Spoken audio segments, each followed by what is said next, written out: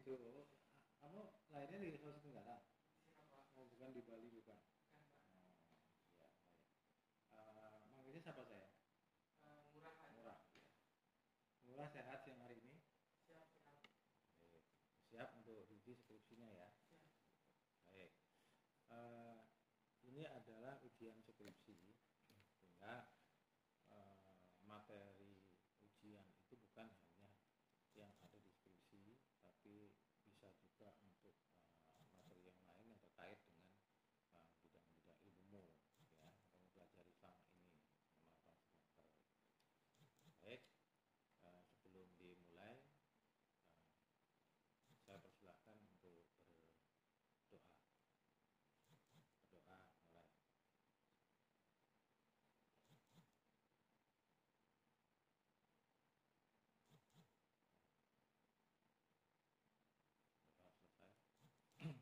Baik, dipersilakan kepada Gusti Murah untuk memaparkan, mempresentasikan hasil skripsinya.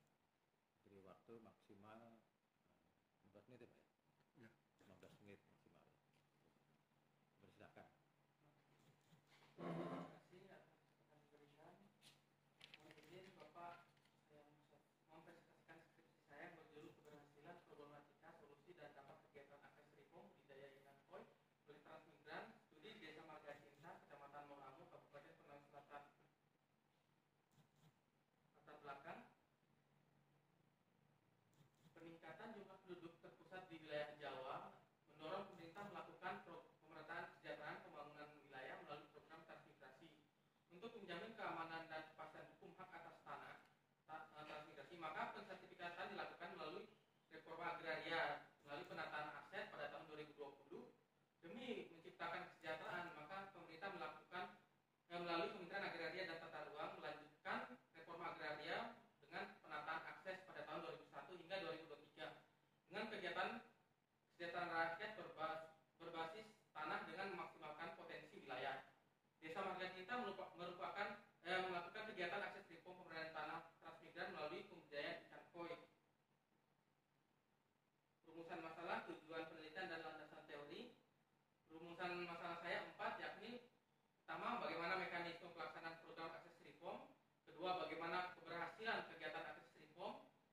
Ketiga, itu apa problematika kegiatan akses reform. Keempat, yaitu bagaimana dampak kesejahteraan dan perkembangan wilayah yang dihasilkan dari kegiatan akses reform budidaya ikan koi. Tujuan penelitian yang pertama itu mengetahui mekanisme pelaksanaan program akses reform. Kedua, mengetahui keberhasilan kegiatan akses reform. Ketiga, mengetahui problematika kegiatan akses reform. Keempat, yaitu mengetahui dampak kesejahteraan dan perkembangan wilayah yang dihasilkan oleh kegiatan akses reform. Landasan teori yang saya gunakan berjumlah 5 teori, yaitu teori produksi, teori pasar, teori pendapatan keuntungan, teori kesejahteraan, dan teori perkembangan wilayah. Rangka berpikir: transmigrasi merupakan program pemerintah untuk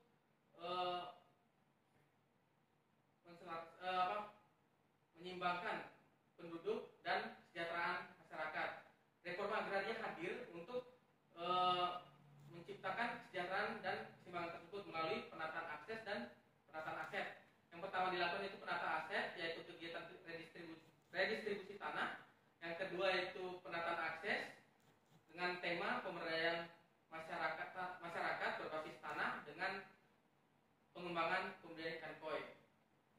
Di dalam hal tersebut terdapat mekanisme pelaksanaan. Dalam mekanisme pelaksanaannya terdapat problematika pelaksanaan kegiatan, di mana ada faktor pendukung, yaitu faktor pendorong yang mendorong kegiatan tersebut hingga tercapai sesuai dengan apa yang diinginkan, dan faktor penghambat serta solusi yang diberikan agar kegiatan tersebut berjalan dengan semestinya. Lalu ada keberhasilan, yaitu keberhasilan pelaksanaan pemberdayaan. Lalu terdapat dampak pengembangan pembudidayaan ikan koi, yaitu dampak kesejahteraan dan perkembangan wilayah. Metode penelitian yang saya gunakan yaitu jenis penelitian kualitatif dengan pendekatan deskriptif. Jenis data yang saya gunakan terbagi atas 2, primer dan sekunder. Teknik pengumpulan datanya primer dimulai menggunakan observasi lapang dan wawancara. Kalau data sekunder menggunakan teknik pengumpulan data studi dokumen.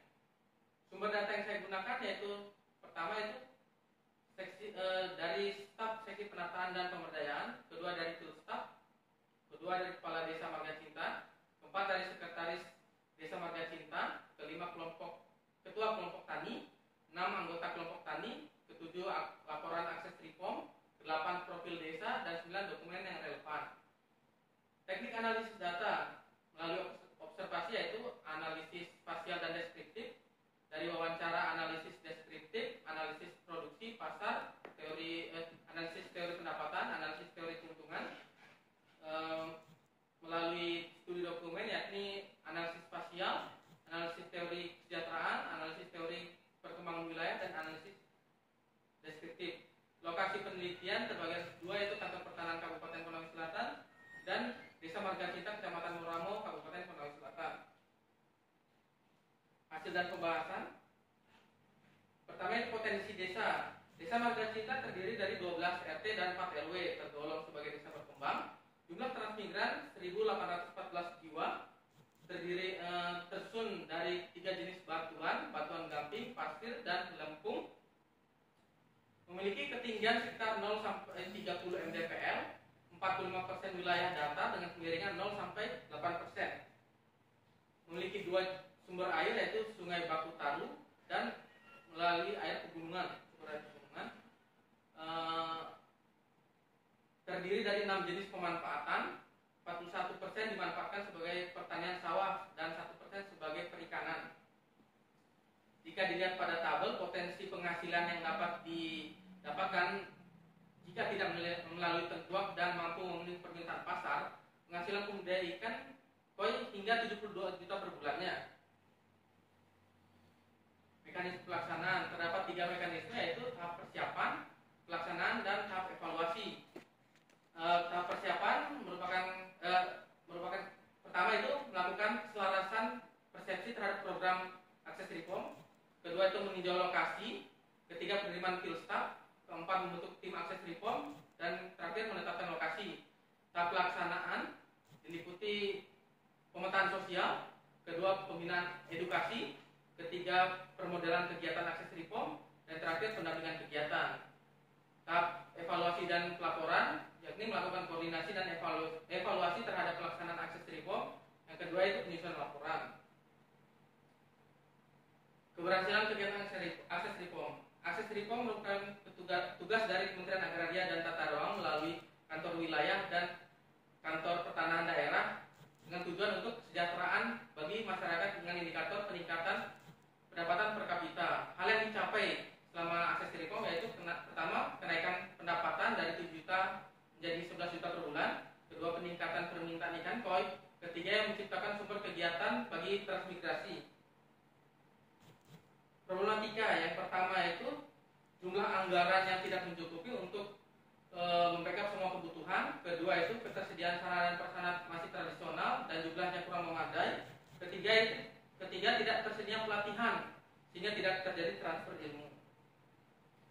Solusi yang pertama itu permasalahan anggaran pemerintah yang kurang memadai dapat diatasi dengan melakukan kolaborasi antar instansi untuk pelaksanaan pemberdayaan tanah masyarakat tersebut, di mana pendanaan dilakukan oleh bersama-sama sesuai kompetensi dan wewenang instansi terkait. Kedua itu permasalahan sarana dan prasarana dapat diatasi dengan menjalin kerjasama antar pemerintah melalui instansi terkait. Ketiga itu permasalahan kurangnya pengetahuan budidaya dapat diatasi dengan pemberian pelatihan secara intensif. Pendorong kegiatan akses reform. Pendorongan pertama itu sumber daya alam di Desa Marga Cinta yang melimpah sehingga semua tersedia di alam. Kedua, memiliki sumber daya manusia yang melimpah.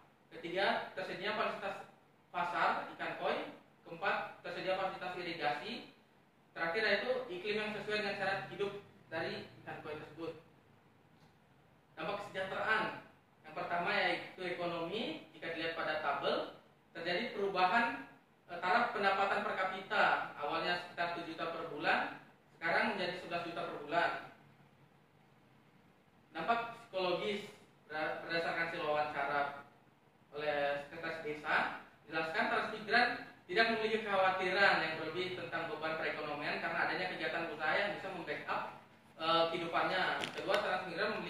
untuk saling berbagi.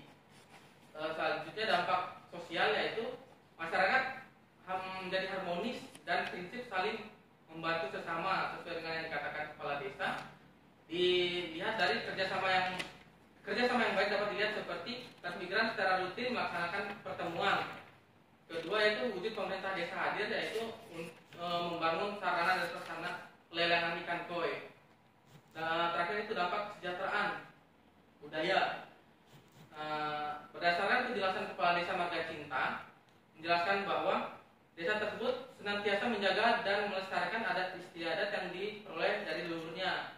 Yang pertama itu membangun sanggar tari untuk mengedukasi transmigran khususnya kuda lumping, dan yang kedua yang terdapat budaya saling gotong royong, yakni budaya arisan seng, di mana secara gotong royong membangun hunian yang layak. Terakhirnya itu dampak perkembangan wilayah. Jika dilihat pada tabel dan peta, mengacu pada observasi lapang dan wawancara, Desa Marga Cinta berada pada hierarki 2, di mana hierarki 2 ini diperoleh berdasarkan jumlah fasilitas yang memadai di sektor pendidikan, kesehatan, peribadatan, dan perdagangan. Simpulan. Yang pertama itu Desa Marga Cinta memiliki fasilitas yang memadai untuk kegiatan akses reform dan peserta merupakan transmigran berdomisili serta berprofesi sebagai pembudidaya ikan koi.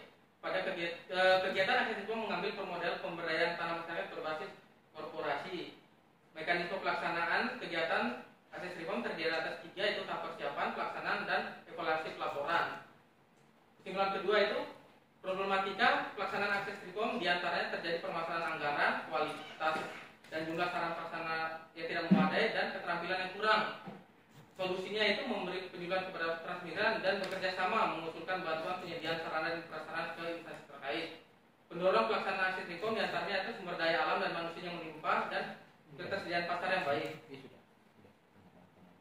Kesimpulan ketiga itu keberhasilan yang dicapai oleh kegiatan akses reform melalui pembudidayaan koi, yakni terjadi peningkatan pendapatan transmigran, peningkatan permintaan pasar ikan koi, terciptanya sumber kegiatan transmigran yang menjadikan hubungan antar usaha menjadi lebih erat. Kesimpulan keempat yaitu dampak kegiatan akses reform pada kesejahteraan, terjadi peningkatan pendapatan dari 7 juta menjadi 11 juta.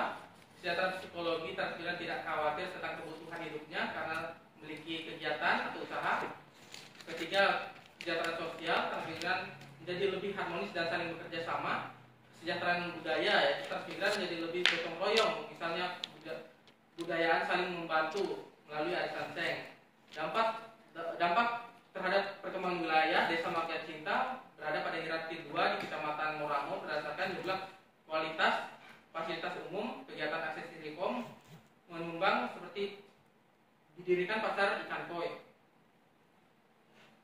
Saran yang pertama itu diharapkan dari kegiatan akses reform ke depannya dilakukan pelatihan secara intensif terhadap petani pembudidaya agar keterampilan mereka dapat meningkat sehingga kedepannya mampu secara mandiri melakukan pembudidayaan secara baik dan benar.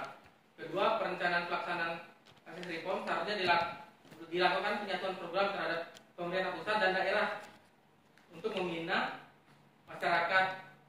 Ketiga itu kegiatan penataan akses reform sebaiknya dilaksanakan secara berkesinambungan oleh lintas sektor melalui gugus tugas reforma agraria agar tujuan kegiatan penataan akses reform tercapai. Sekian presentasi dari saya. Baik. Terima kasih. Terima kasih Saudara Gusti Ngurah Arya Triwijanto. Untuk berikutnya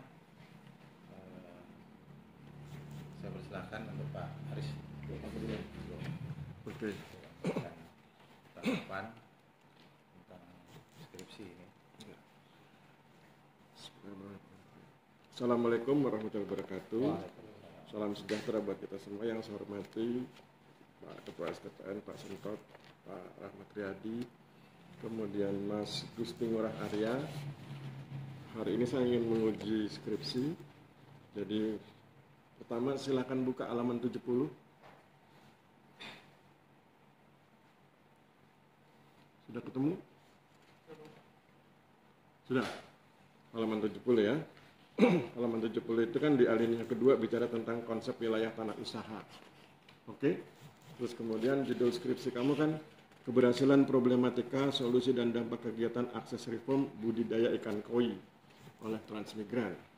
Kemudian kalau kamu perhatikan konsep wilayah tanah usaha yang kamu jelaskan kira-kira satu alinea itu di halaman 70, itu tidak menyebut budidaya ikan koi. Pertanyaan saya, apa gunanya konsep wilayah tanah usaha itu kamu cantumkan di halaman 70?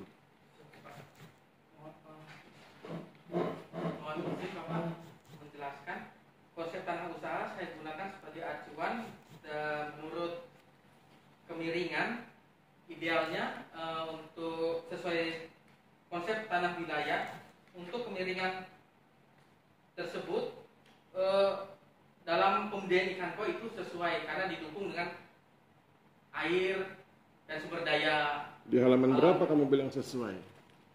Kalau untuk sesuainya mohon maaf belum saya cantumkan. Berarti sudah ada di kepala tapi belum ditulis. Ya. Oke. Berarti masih kurang lengkap ya skripsimu. Padahal udah tebal ini. Ya. Kita lihat halaman 75 coba.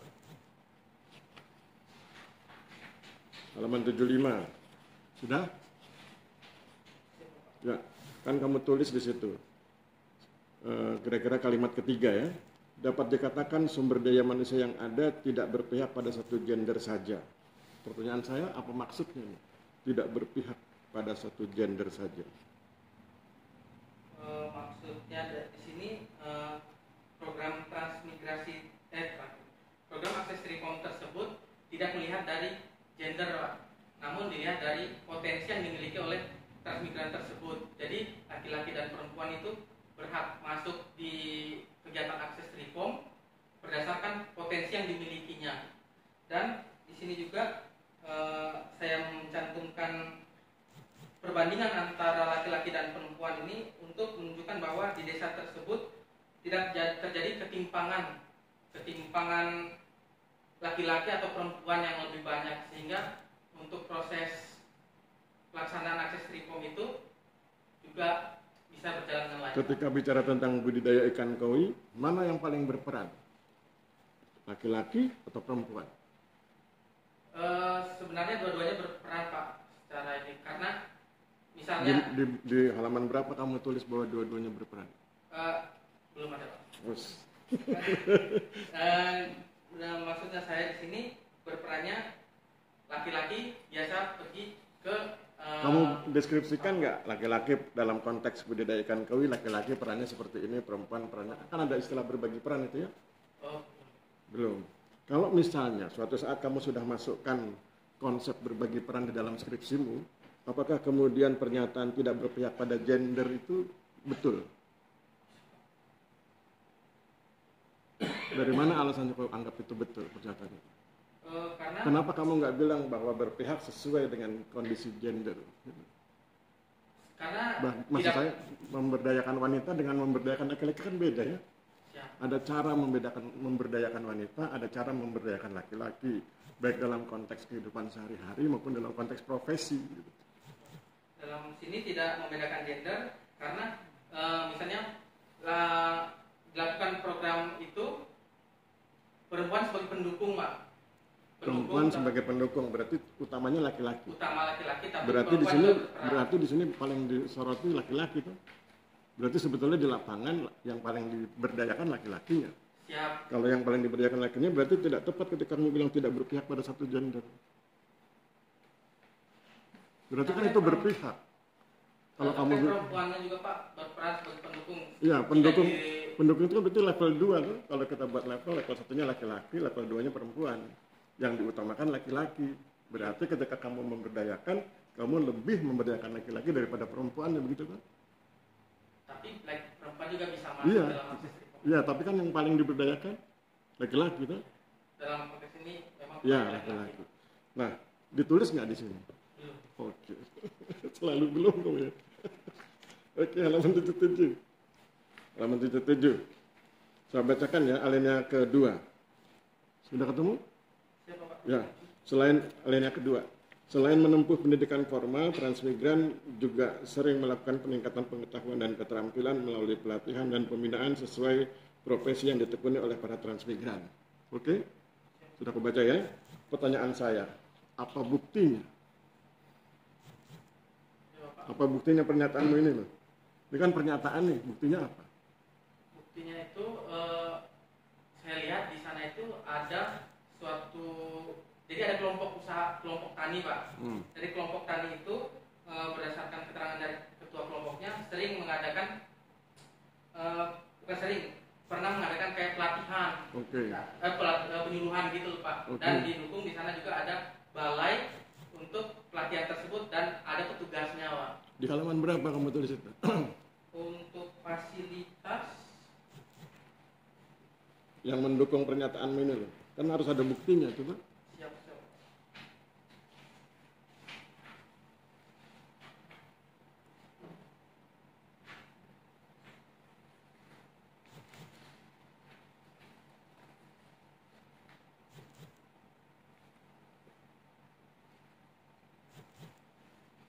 Belum ada? Kalau belum ada nanti dimasukkan.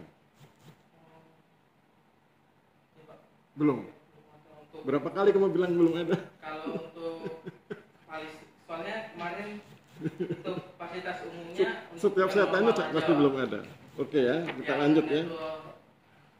Ya, oke, kita lanjut halaman 88. Coba buka halaman 88. Sudah? Sudah ketemu halamannya dulu. Halaman 88 sudah? Sudah ya? Ini kalimat ketiga. Saya bacakan. Penyuluhan secara teori bukan berdasarkan keadaan sebenarnya di lapangan. Apa maksudnya itu? Penyuluhan secara teori bukan berdasarkan keadaan sebenarnya di lapangan. Maksudnya?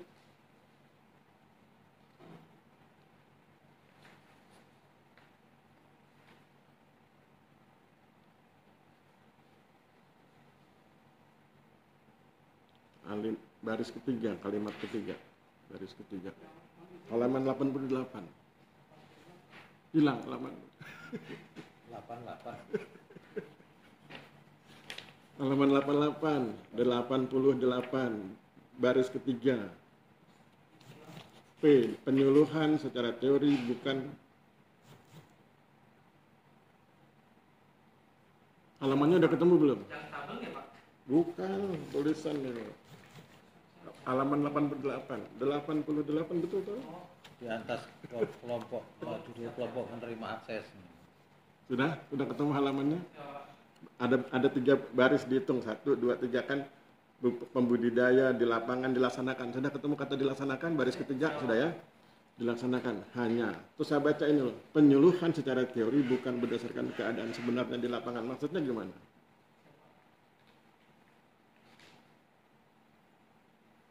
Oh siap Pak.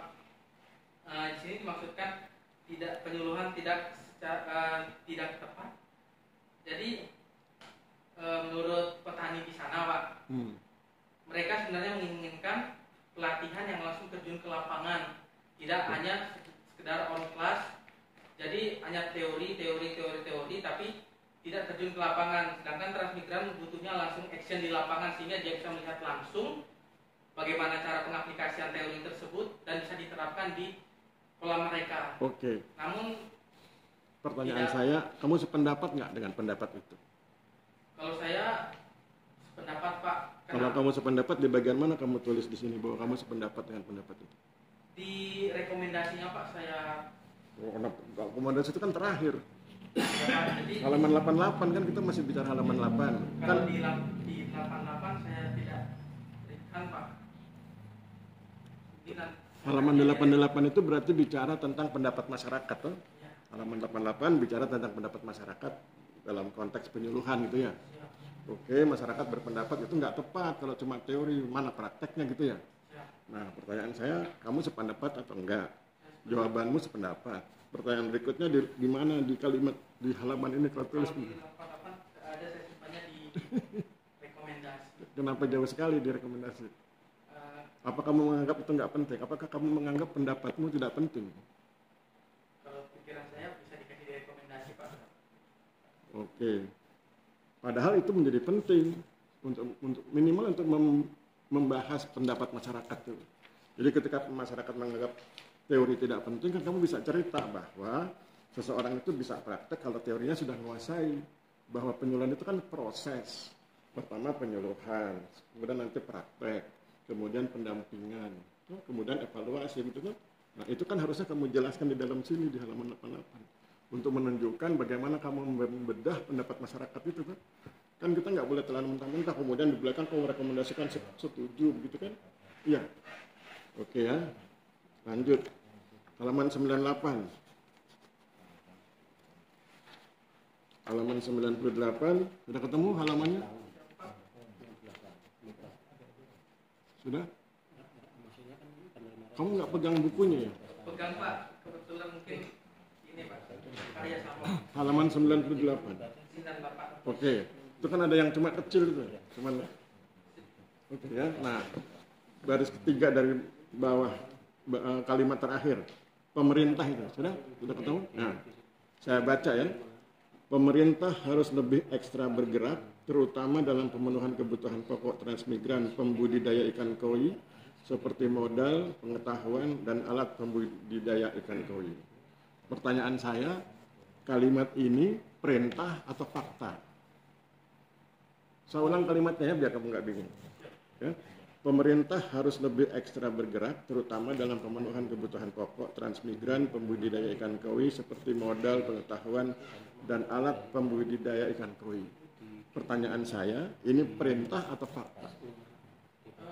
Menurut saya ini keduanya juga Pak. Tapi Mana yang perintah, mana yang fakta?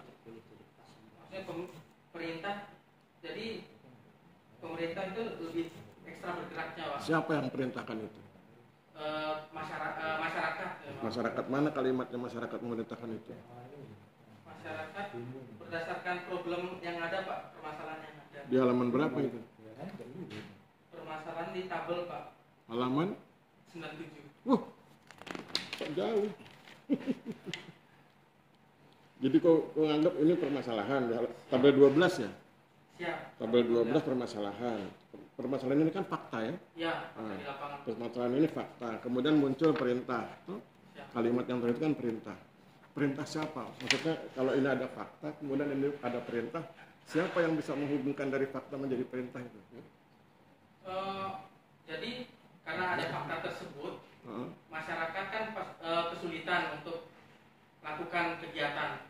Nah itu dari situ masyarakat meminta bantuan melalui penyuluh-penyuluh yang ada di sana agar diberikan bantuan tersebut dan bisa diakomodir permasalahan tersebut bisa dipecahkan. Berarti bukan perintah ya, permohonan. Ya. Oke. Berikut halaman 110. Halaman 110. Kalimat pertama, sudah ketemu halamannya? Ya. Sudah ya, saya bacakan kalimatnya ya. Peningkatan pendapatan ini diikuti kebiasaan transmigran yang makin konsumtif. Oke? Sampai di situ. Nah, pertanyaan saya, ketika peningkatan pendapatan dilanjutkan dengan pola hidup yang konsumtif seperti itu hal baik atau hal buruk? Selama pendapatan itu bisa mengakomodir konsumtif hal tersebut, itu tidak apa-apa Pak. Yang jadi masalah ketika konsumtif tersebut tidak bisa di-backup oleh pendapatan yang ada. Oke. Berarti kalau seperti itu berarti buruk. Kalau untuk kasus ini di desa ini Pak, kebetulan pendapatannya bisa membackup. Ini tapi kamu tulis di sini, sisa pendapatan yang tersisihkan setelah dikurangi segala pengeluaran tidak terlalu tinggi selisihnya. Iya, tidak terlalu tinggi Pak. Itu baik atau buruk? Kalau untuk jangka panjang itu buruk Pak. Oke, kalau itu buruk, bagaimana dengan kesimpulanmu tadi yang katanya kesejahteraan ekonominya tercapai? Padahal kondisinya buruk. Maksud saya di sini peningkatan perekonomian, maksudnya peningkatan pendapatannya meningkat Pak. Peningkatan pendapatannya meningkat, oke. Tapi kan menjadi tidak sejahtera karena pengeluarannya meningkat. Karena gaya hidupnya konsumtif. Kalau jangka pendeknya, nggak apa-apa. Kalau jangka panjangnya mungkin kalau jika tidak ditanggulangi dengan. Kan penelitianmu tidak cuma berjangka pendek, harusnya bisa berjangka panjang tuh. Jadi kalau peningkatan pendapatannya oke, ada peningkatan pendapatan, tapi kemudian diikuti oleh peningkatan konsumerismenya, berarti kan kesejahteraan ekonominya tergerus tuh. Peningkatan pendapatan digerus oleh peningkatan gaya hidup gitu ya. Sehingga kemudian menjadi pertanyaan itu, apakah betul ada pencapaian kesejahteraan ekonomi gitu ya. Jawabannya apa? Saya berdasarkan pendapatannya Pak, peningkatan itu Pak. Kamu fokus di peningkatan pendapatan ya, tapi kamu mengabaikan konsumerisme. Karena saya lihat di lapangan masih bisa di backup Pak dengan pendapatan. Kalau gitu kenapa kamu nggak masukkan gaya hidup yang konsumeris, yang konsumtif itu di kesejahteraan sosial sebagai penghambat? Saya fokusnya di ini ya Pak, di akses reformnya kalau penghambatnya Pak. Jadi apa yang bisa menghambat kegiatan akses reform pada saat itu. Oke, terakhir halaman 118. Ini ada, oke sudah ya, 118 sudah. Udah ketemu halamannya? Ya, ini terakhir ya. Saya bacakan kalimat ketiga, nomor 4, kalimat ketiga. Permintaan dari luar wilayah desa dapat mencapai 1.000 ekor koi hias dan 20.000 ekor anakan koi dalam per tahunnya. Pertanyaan saya, apakah ini permintaan pasar? Siap, itu permintaan pasar Pak. Ya, kalau itu permintaan pasar, pertanyaan berikutnya adalah mengapa kondisi market yang bersifat non fisik dimaknai sebagai pola wilayah sekitar, karena ini kan hubungannya dengan pola wilayah sekitar itu. Hubungannya itu jadi hubungannya antara perkembangan wilayah sekitar dengan market itu lebih ke pasarnya Pak. Jadi dengan adanya pasar ikan koi karena kan tidak tercukupi Pak, jadi permintaan dengan produksi itu tidak seimbang, lebih banyak permintaan ketimbang produksi. Oleh karena itu di dalam Desa Marga Cinta dibangun pasar ikan koi yang harapannya dapat menarik produksi-produksi dari luar ke sana dan bisa dijual. Kebetulan Marga Cinta ini tadi kamu bilang harapan, kenyataannya gimana? Itu kan tadi harapannya bla bla bla. Kenyataannya? Kenyataan di lapangan untuk sementara masih, karena baru terbangun Pak, baru yang dari dalam desa saja Pak yang bisa memenuhi. Untuk Jadi, dari luar desa belum. Berarti faktanya di lapangan belum ada efek untuk wilayah sekitar. Fakta lapangannya. Untuk wilayah sekitarnya lebih ke pasar selain ikan koinya Pak. Selain ikan koi, karena ada pasar kayak sehari-hari Pak yang menjual bahan pokok. Padahal tujuannya budidaya ikan, padahal kan tujuannya pasar bagi ikan koi ya. Ya, tapi kemudian yang terdampak justru pasar yang lain, misalnya sembako dan lain sebagainya ya, gitu. Itu ada di dalam tanah. Jadi itu yang mendorong desa-desa lain juga ke Desa Marga Cinta. Oke, saya pikir cukup. Terima kasih. Saya kembalikan Pak Rahmat. Silakan. Ya. Terima kasih. Nanti Pak Sendot terakhir Pak. Ini ya pembimbing ya. Juga pembimbing maksud saya. Sehingga ini kan keberhasilan problematika solusi dan dampak kegiatan akses reform ya. Nah, keberhasilan, problem, solusi, dampak ini kan juga tidak terlepas juga dari aset, ya kan? Ada aset dulu kan? Ada aset, baru dia aksesnya, ya, supaya melakukan akses gitu. Nah, bagaimana sih aset ini, karena kan bekas ini lokasi transmigrasi ya. Transmigrasi tahun 95 itu. Yang banyak masalah di sertifikat transmigrasi. Nah ya gitu kan. Nah, itu bagaimana kamu melihat ini? Di lokasimu di desa mana ini? Marga Cinta.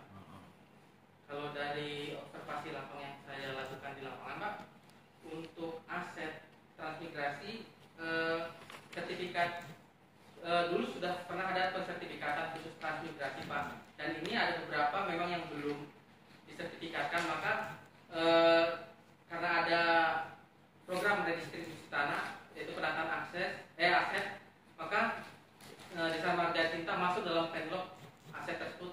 Jadi yang lubang-lubang Pak yang belum tersertifikatkan disertifikatkan agar menjadi desa lengkap Pak. Itu yang dimasukkan di PTSL dia? Di redistribusi tanah Pak. Oh, program sendiri dia? Siap. artinya aset sertifikatnya itu sekarang tidak masalah ya. Sudah. Jadi semuanya sudah bisa terima sertifikat. Nah, pertanyaan saya lagi, banyak sertifikat yang lokasi transmigrasi itu sudah beralih. Siap. Nah, kamu melihatnya seperti apa di sini? Kalau dari saya memang kebetulan banyak Pak, dan banyak saya jumpai juga di rumah saya, sekeliling saya, terutama di kalau desa Marga Cinta. Saya kurang tahu sebenarnya Pak, karena kan saya tidak sampai sana Pak nanyanya. Kalau untuk di sekitaran saya itu banyak yang terjadi hal tersebut, dan nanti kendalanya pada saat peralihan Pak. Jadi di kantor itu tidak bisa dialihkan karena pemilik sertifikat sudah tidak ada, sudah tidak ditahu keberadaannya. Oleh karena itu sertifikatnya itu hanya sebagai, tidak bisa dipergunakan semaksimal mungkin Pak. Jadi tidak ada kegiatan yang bisa digunakan berdasarkan sertifikat itu. Tidak bisa beralih dan tidak bisa digunakan. Itu transmigrasi dari mana itu? Desa Landono. Bukan. Lokasi sekarang. Peserta transmigrasinya itu asalnya dari mana? Jawa dan Bali Pak. Jawa dan Bali. Nah itu kan yang sekarang banyak asetnya itu kan ditinggal. Iya, banyak Pak. Itu. Yang maksud saya tadi itu bagaimana dengan aset yang ditinggal itu, ketika kamu katakan kan itu sekarang ada program redistribusi tanah sertifikat. Nah, padahal itu dulu pemiliknya adalah peserta migrasi. Itu kan masalah sekarang itu tidak bisa disertifikatkan. Nah itu gimana? Terjadi nggak di situ? Terjadi nggak di lokasimu itu? Di Desa Marga Cinta Pak? Iya, kan nggak bisa disertifikatkan. Kalau di lapangan saya tidak sampai bertanya sampai sana Pak. Hanya sebatas akses reformnya. Kalau untuk asetnya kemungkinan ada juga Pak. Oke. Karena rata-rata setiap transmigrasi begitu. Untuk akses itu kan karena dia punya aset. Siap. Betul nggak? Ya. Nah, kalau dia ini kan banyak juga yang butuh permodalan, ya kan? Dia dari mana anunya, modalnya? Kalau untuk di desa tersebut modalnya itu pertama dari petaninya sendiri, dan memang ada juga beberapa yang dari sertifikat aset itu diagunkan ke bank Pak. Tapi untuk jumlahnya tidak banyak, paling 10 juta untuk kegiatan. Artinya yang dia tidak bisa punya sertifikat kan tidak bisa mengakses modal. Ya. Gitu enggak? Gitu. Nah kalau saya melihat di sini kan seolah kan semua itu aman-aman aja gitu. Hah? Kebetulan untuk yang masuk akses itu aman-aman aja. Nggak ada masalah. Untuk sertifikat tidak ada.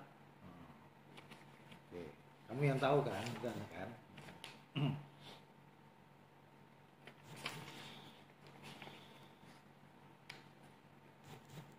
Untuk bagian alir ini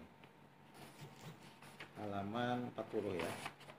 Coba kamu jelaskan bagian alir ini. Ini kalau melihat tanda panasnya kan kamu teliti semua nih.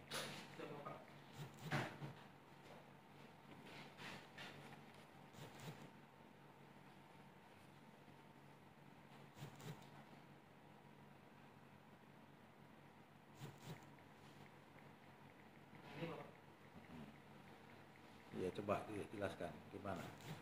Kan ada penataan aset juga tuh. Nah, coba jelaskan. Jadi transmigrasi tersebut merupakan kegiatan pemerintah untuk meratakan kesejahteraan serta pembangunan wilayah. Dalam hal itu reforma agraria juga hadir untuk mewujudkan cita-cita tersebut melalui dua skema, yaitu penataan aset dan penataan akses. Nah, penataan aset dilakukan dengan Desa Marga Cinta pada tahun 2020 dengan mensertifikatkan tanah-tanah yang memang belum bersertifikat di wilayah transmigrasi tersebut. Karena ada beberapa memang yang tidak masuk sertifikat pada saat pensertifikatan transmigrasi di 1999 95. Nah, itu yang belum memasukkan redistribusi tanah pada tahun 2020. Selanjutnya setelah penataan aset, maka dilakukan penataan akses. Dan penataan akses ini mengusung pemberdayaan tanah masyarakat dengan tema pengembangan kebudayaan ikan koi. Kebudayaan ikan koi ini di dalamnya terdapat mekanisme pelaksanaan untuk mencapai target tersebut. Maka dalam pelaksanaannya terdapat problem atau permasalahan. Nah, problem tersebut ada faktor pendorong untuk mencapai sesuai target tadi atau tujuan awal, dan ada faktor penghambatnya. Faktor penghambat tersebut ditanggulangi dengan solusi yang diberikan di lapangan, Pak, melalui kerjasama juga dengan field staff. Selanjutnya itu ada keberhasilan ini didapat dari target, apakah sesuai dengan realisasinya atau capaian yang seharusnya terjadi. Selanjutnya itu ada dampak dari kegiatan akses reform tersebut yang diharapkan yaitu kesejahteraannya dan perkembangan wilayahnya, Pak. Apa maksud kesejahteraan masyarakat kaitannya dengan perkembangan wilayah? Kaitannya itu jika dalam konteks reforma agraria, di dalamnya kan ada penyediaan sarana dan prasarana. Salah satunya yaitu dalam hal ini pasar ikan koi dibentuk. Nah, dengan adanya pasar ikan koi, kesejahteraan masyarakat mungkin bisa terbantu karena adanya pasar. Karena adanya pasar, orang bisa tahu dan beli di sana, Pak, ikan koi tersebut. Makanya nanti pendapatannya bisa meningkat, dan satu sisi juga dari sisi perkembangan wilayahnya, karena perkembangan wilayah itu memiliki basis mengembangkan potensi yang ada di dalam perkembangan wilayah. Dengan adanya pasar tersebut dapat mengembangkan petani-petani ini, Pak. Jadi jika kesejahteraannya bagus, maka kolamnya bisa jadi banyak dan outputnya juga bisa menjadi lebih besar. Salah satu sisinya perkembangan wilayah yang saya maksud ini dari sisi infrastrukturnya, Pak, menambah dalam akses reform, yaitu tadi, Pak, pembangunan pasar ikan koi, dan untuk wilayah sekitarnya itu juga bisa terpacu dengan itu. Pembuatan pasar ikan koi Bukan pengembangan kesejahteraan masyarakat, tapi pengembangan wilayah menurutmu itu? Menurut saya perkembangan wilayah juga, Pak. Jadi nanti kan Cuma terlihat sekarang ada apa namanya pengembangan ikan koi itu di sekitar, jadi berkembang begitu. kalau untuk sekarang karena masih baru, Pak, masih belum kelihatan, Pak. Karena kan masih baru selesai, Pak. Kamu jelasin. Tapi kalau kayak kamu ceritakan kan kesejahteraan, kan pengembangan kesejahteraan, yes, ya kan? Karena tadi dari berapa 7 meningkat menjadi 11. Tapi saya tidak melihat di perkembangan wilayahnya.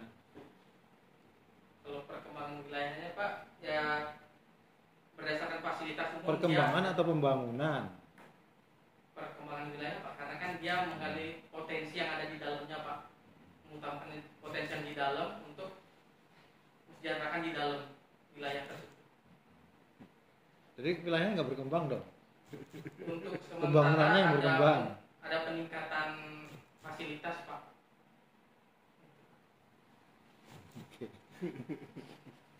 Oke, nah peta nih, aduh, saya ini ngajar kartografi ini, halaman 44.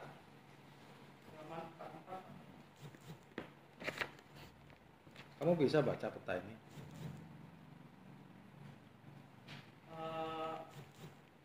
Kalau ini saya dapatnya di Google juga, Pak. Belum saya ini. Jadi kalau untuk yang di administrasi ini, saya ada garis kuning itu, Pak, tempat lokasi desanya, Pak, di sana. Iya. Maksud saya itu kamu tampilkan di sini itu untuk apa? Untuk ini saya, Pak. Jadi di Kabupaten Konawe Selatan dia terletak di sana. Gitu, Pak. insert maksudnya. Seperti begitu Pak. Tapi terhadap Ini administrasi loh. administrasi kabupaten Pak. Terus bisa dibaca ini. Enggak Pak. Nah, ngapain? Nggak bisa dibaca tapi kamu tak tampilkan di sini. Padahal di belakang kamu sudah bikin Ada lampiran. Nah Di iya, lampiran. jadi kan nggak perlu ini. Kamu sebut saja apa lampiran misalnya lampiran berapa. Gitu. Tapi begini kan nggak ngerti saya ini ya, apa ini? Legendanya pun nggak jelas ini. Skalanya pun juga nggak tahu. Ini belum ini, Pak. Syarat peta yang baik itu apa? Bisa dibaca. Ya, judul, faktor skala, kan kelihatan gitu kan. Gitu. Ini legendanya nggak bisa dibaca. Gitu ya. Jadi kalau memang nggak perlu ya nggak usah pegang sini. Rujuk aja ke belakang, kan ada lampiran. Kamu sudah ada lampiran di belakang. Misalnya hanya kamu cek lagi skala. Saya nggak yakin skalanya benar itu. Ya. Jadi kalau kamu nggak pasti skala angkanya, kamu tampilkan skala batang aja. Oh, mungkin cara baca. Skala batang kan dia akan ngikutin kan, Iya. ngikutin seberapa besar peta itu. Tapi sebenarnya sekarang kan dengan digital itu kan sudah bisa menyesuaikan tuh. Skala sudah bisa menyelesaikan. Tapi cek itu. Ini banyak ya peta-peta yang kamu masukkan di sini itu nggak memenuhi syarat itu sebagai peta. Ya. Ini banyak nih. Ini juga nggak bisa dibaca nih peta-peta kecil ini nih. Kelerengan. Ini Pak ada di lampiran juga Pak. Nah, ngapain? Daripada di sini nggak jelas gitu kan, jadi kalau kita perlu baca, rujuk ke lampirannya. Gini kan nggak bisa dibaca. Atau di bawah sumber itu Pak, saya rujukan aja Pak. Nah, silakan. Ada di lampiran sekian Pak. Ya silakan. Tapi juga kalau begini, kalau tampilkan peta ini nggak memenuhi syarat sebagai peta. Oh, lulusan STPN loh. Lulusan STPN itu harus ngerti tentang pembuatan peta. Jadi kalau nggak memenuhi syarat ya nggak usah aja. Untuk semua peta. Terus saya ada jenis batuan. Ini untuk apa kamu tampilkan di sini? Apa hubungannya dengan pemberdayaan koi? Siapa Pak? Jadi untuk jenis batuan ini sangat berpengaruh terhadap kualitas airnya juga Pak. Jadi kalau airnya tidak bisa ditahan oleh wadahnya, jadi susah Pak ininya. Jadi dari segi kosnya bisa jadi lebih besar dan ikan koinya juga tidak bisa berkembang Pak. Maka dari itu saya tampilkan peta jenis batuan, jadi bisa jadi tolak ukur kenapa diambil pengembangan ikan koi. Karena salah satunya didukung oleh alamnya. Ini nggak ada di sini. Siapa Pak? Kamu nggak sebut di sini.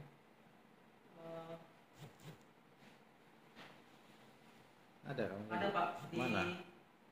di alinea kedua Pak, di Desa Margacita memiliki batuan lempung bertekstur halus sehingga cocok digunakan sebagai bahan kerajinan kerambak dan memiliki sifat kuat menahan air sehingga cocok dibudidayakan perikanan pertanian sesuai kata Pratama. Ekonomi. Yang mana ini? Saya kok nggak baca nih.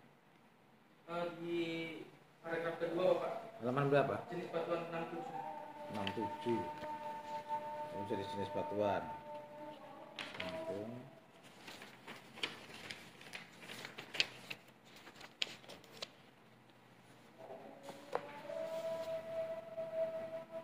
Kerambak, pengelolaan air,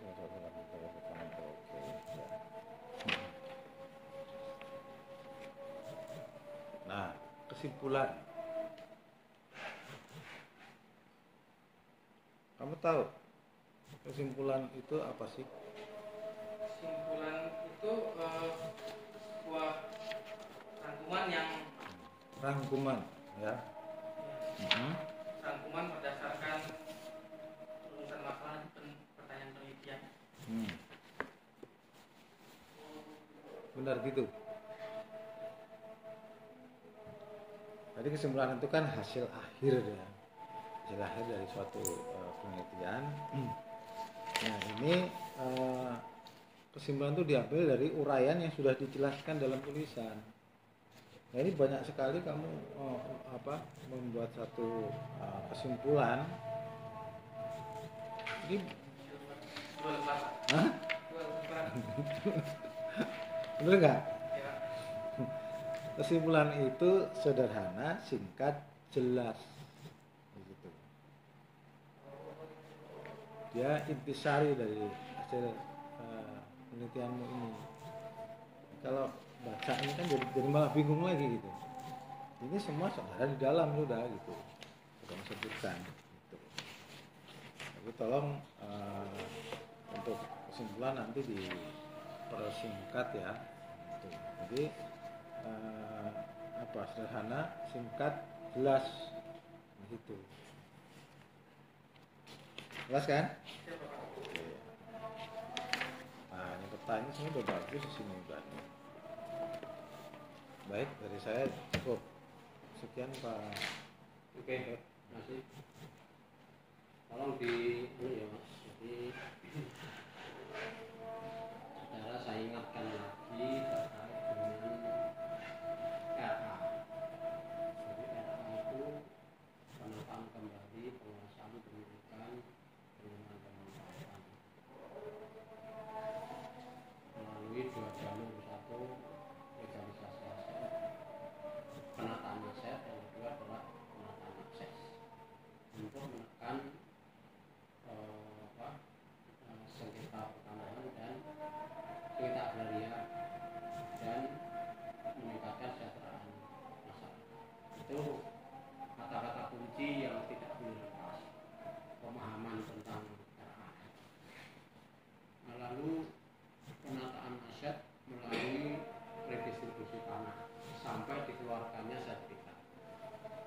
Dan yang kedua adalah legalisasi aset atau sertifikasi aset atau sertifikasi tanah. Yang maksud aset itu adalah tanah, sehingga lalu objeknya berupa hasil redistribusi yang berawal dari torak tanah objek berawal negara yang asalnya adalah sebenarnya adalah tanah negara yang berasal dari berbagai macam, kemudian sampai dikeluarkannya sertifikat pada subjek reforma agraria, kan itu istilah bakunya.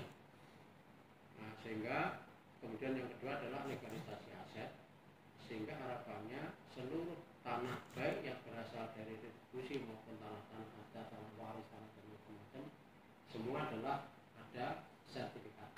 Jadi yang kata Pak Rano penting ya.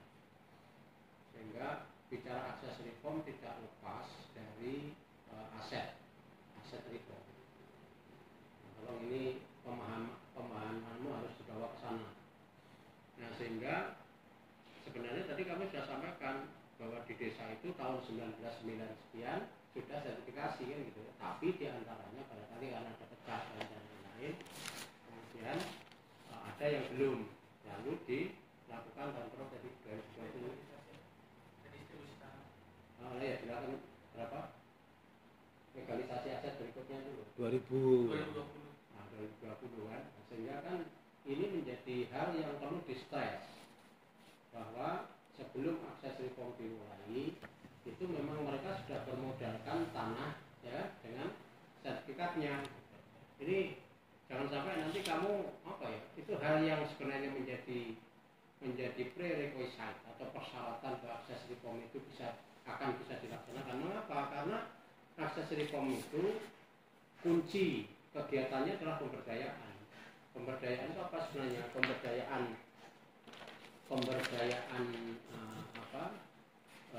aset ya, atau katakanlah sebenarnya pemberdayaannya jangan hanya aset, pemberdayaan sumber daya yang dimiliki oleh subjek reforma agraria. Sebenarnya kita ini masuk subjek reforma agraria yang punya aset tanah, yang punya sertifikat tanahnya biar aja di situ, tapi sertifikatnya bisa jalan kemana-mana kan gitu. Nah, itulah kemudian ada potensi tadi dikatakan sumber daya atau katakanlah potensi itu potensi fisik non fisik yang sering saya sampaikan. Nah, itulah yang diberdayakan. Dalam rangka pemberdayaan itu banyak pihak yang harus dilibatkan, makanya perlu GTRA, gugus tugas reforma agraria kan gitu.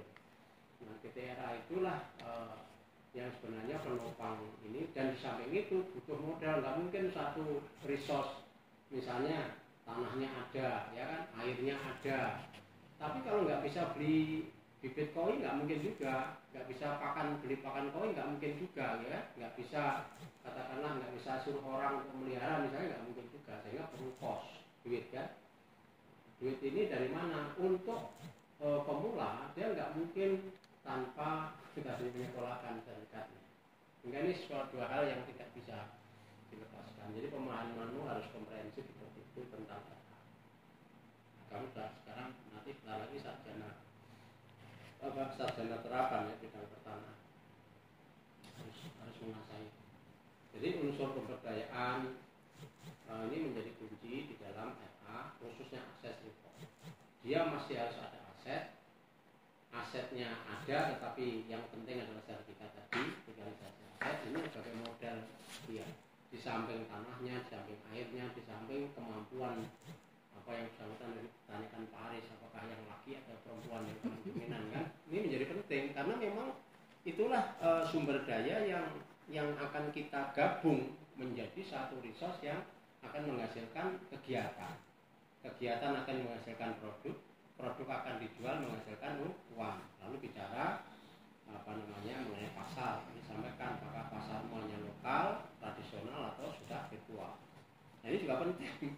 Ya, tolong sering saya ingatkan kamu marketnya harus dibahas juga dalam. Oke.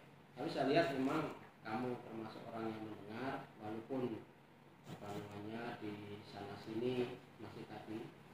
Komentar Pak Aris tadi penting dalam bahasa saya, tolong elaborasi ya, atau bahas data sejauh mungkin, senyampang atau sejauh masih dalam konteks pokok bahasa. Jadi kejarlah gitu, biar apa? Biar hidup. Jadi state of the art dari temuan kita itu tidak akan mungkin tampak tanpa elaborasi yang kuat, ya. Elaborasi makanya perlu, katakanlah dibandingkan dengan hasil penelitian yang A, yang B, yang C itu penting. Oke ya, terus yang kedua komentar saya adalah tadi cek pentingnya sertifikat dalam konteks bicara akses reform ya, khususnya di ini sebagai apa? Sebagai sumber permodalan untuk support suksesnya. Kalau nanti secara baca ulang lagi, ditelusur, diselipkan ketika ada. Nah, ini Pak Rahmat memang terkait dengan peta-peta kecil ini saya yang sarankan. Hanya dia yang nggak begitu menindaklanjuti. Jadi gini, untuk menghindari mislink, ya, hilangnya hubungan antara ini nggak apa-apa kamu sampaikan di situ. Tapi pesan saya kan tambahi komentar atau tambahi informasi bahwa peta yang berukuran representatif atau skala representasi yang dapat dilihat sekarang ini ditampilkan dalam lampiran setiap ini, gitu ya. Jadi untuk menghindari link gitu kan, tidak katakanlah tidak saya lihat pada lampiran langsung setelah konteks lampiran itu kan juga. Nah, tetapi sebenarnya ada baiknya kamu bisa men-stressing peta ini sebagai gambar, ya, dengan menunjukkan mana yang kamu maksud gitu. Jadi bila perlu keterangannya di luar ini nggak apa-apa, kasih panah gitu. Contoh ya di halaman berapa tadi, 44 yang tadi yang di Pak Rahmat itu ada. Nah, kamu kan ingin menunjukkan posisi Konawe Selatan kan? Desanya Bapak. Nah, desanya oke. Nah, desanya ini kamu benar kotak gini lalu ditunjuk di bawah desa apa gitu. Oke. Nah, itu hanya sekedar menunjukkan, konteks yang lain-lain lihat di lampiran gitu. Ya. Biar alur pikirannya tidak putus, sehingga gambar petanya kayak gini sih gitu. Walaupun peta harusnya ya seperti yang bisa syaratnya bisa dilihat. Makanya saya ini kalau di depan nggak bisa tampak, di belakang bahkan jangan tidak harus A4, bahkan A3 3, ya kan? Jelas. Kalau lebih jelas, kalau A4 sudah jelas ya sudah oke. Oke, komentar saya karena saya sudah bosan lah dengan kamu sehingga ya cukup ya sedikit. Jangan bosan Pak. Bosan itu dalam arti kan hari-hari ya. Oke, sudah Pak Kaman. Iya. Sudah saya direkam. Ya, udah. Silakan. Langsung aja ya. Iya. Baik. Kita kan cepat aja ya kan. Sudah, langsung itu. Baik, izin Pak Ketua, saya bacakan anggota acara hasil ujian skripsi atas nama Gusti Ngurah Arya Triwijanto. Ya. Konsentrasimu apa? Tidak ada konsentrasi Pak. Oh iya, ini sebenarnya juga ada. Nggak konsentrasi dari Empat pertanyaan. Pertanahan. tadi salah-salah. Baik. Dengan hasil akhir ujian skripsi itu Anda dinyatakan lulus tentunya dengan perbaikan ya. Gitu. Perbaikannya paling lama 1 minggu sanggup ya. Enggak banyak sebenarnya kok. Kalau nggak selesai lapor yang penting gitu aja. Iya, info jangan kabur yang nggak tahu gitu. Pak, saya butuh 2 hari atau 3 hari lagi untuk menyempurnakan. Komunikasi lah pokoknya, yang penting komunikasi ya. Itu ya nilai ya. Nah, dengan nilai A. Selamat ya. Iya, Pak. Sukses. Jadi nggak rugi kamu jauh-jauh pergi ke pondok. Ya Pak. Dan Dan dulu ngapain di penelitian